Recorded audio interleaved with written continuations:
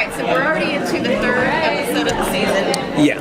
And Liv is helping you with the cases. What can you tell us that's going to happen with your character in upcoming episodes? Like, are you going to ever find out what she actually is and not she's not psychic? You know what? People ask me if Clive will ever find out if she's a zombie first, you know, and I'm like, well, it's, you know, he doesn't. I think he bought into the idea that she's just emo and goth, and that's the whole fashion thing.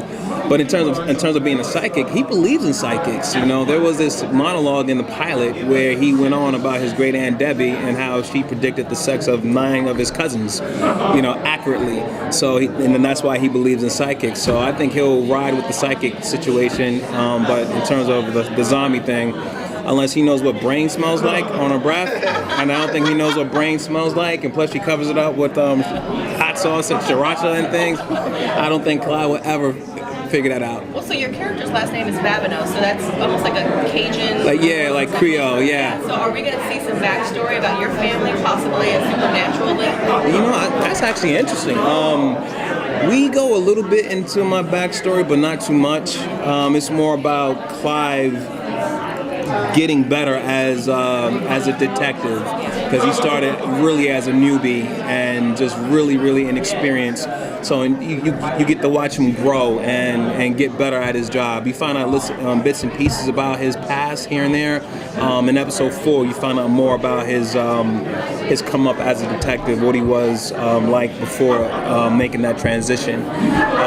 Hopefully it's season 2 we get to find out, you know, go to New Orleans or something like that and find out about his Creole roots. Do you think part of his willingness to utilize her is because he's new and so he's a bit of an outsider as well, and she obviously feels like an outsider because of her condition?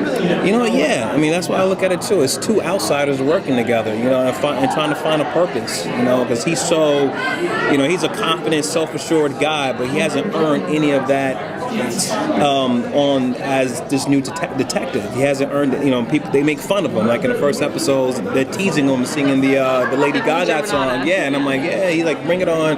And that's kind of what he deals with every day.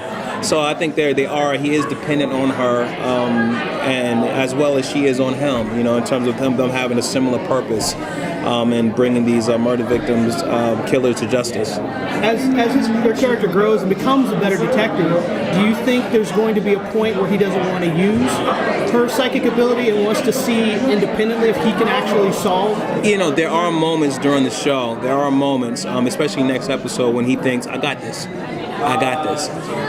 But I think what starts to happen is they become friends, you know, because they kind of started this relationship off without knowing anything about each other. All right, you're psychic emo goth. She looks at me. Oh, you're an overly dressed rookie detective who just doesn't know what he's doing. So, but once they become friends, I think it starts to become more of a partnership. You know, once he starts to learn about her situation, and she learns about, her backstory, and she starts to learn about his backstory a little bit. So you're watching this friendship that's developing. You've done some work with procedurals in the past. Yeah. Aside from the obvious zombie angle to this show, do you feel like this as an actor follows the same pattern as other procedurals, or do you feel like this is something totally different? You know, for me, it felt completely different, especially with the character. Most procedurals, at least the ones that I watch, you walk in with the detective who knows what he's doing. He's been on the force for several years, so he got it all figured out. What was interesting about this character was this was somebody who does not have it figured out. And I remember watching, I was on a show called Breakout Kings on A&E, so I watched a lot of First 48, and they always had these rookie detectives. And so a lot of my research was, it never goes well for the rookie detective. They don't really know, they make a lot of mistakes. They don't know the right questions. Their heart's in the right place. So I love the fact that Diane and Rob, they were like, you know, he can grow. He doesn't have to figure it out right away. You can play with him being naive at certain things, you know, because that happens in real life. So that made it interesting for me. I think that's what makes it different from your average procedural element outside of it being a criminal of the week. Right. Yeah. So how much of Clive is you, and how much of you are Clive? You know, all actors kind of inject a little bit of themselves, but also try to add a different persona to their character. So, but there's always like a little bit of a I connected with his willingness to kind of to learn and figure things out, and to kind of admit he doesn't have all the answers, and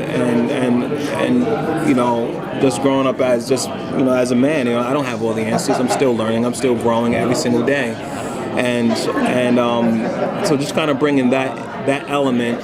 I mean, we all are. We're all growing every day, and so just bringing that element into this TV show, into a character in a real way. Because like I said, I think a lot of people are used to those kind of archetypes having it all figured out, and I think it's interesting and more fun. No, he doesn't. You get to grow with him and say, "Well, I remember Clive didn't know what the hell he was doing."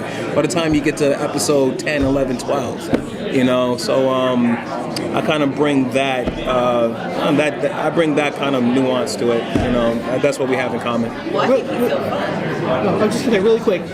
This is probably, I think, the first show you had that's got like kind of a fan base, like that brings you to events like this. What do you think of that? Well, is this your first convention? Actually, Comic-Con was the first one. So what do you think? It's a dream come true. I mean, it's incredible, just the whole fandom around it, the love, the energy about it, and just the comic book culture, which is also linked to the video game culture, and being I used to be a hardcore gamer, and I grew up reading comic books too, so it's been a dream come true. I never ever thought I would be in this realm. I never even envisioned it, but I cannot tell you how grateful I am that I'm having this experience.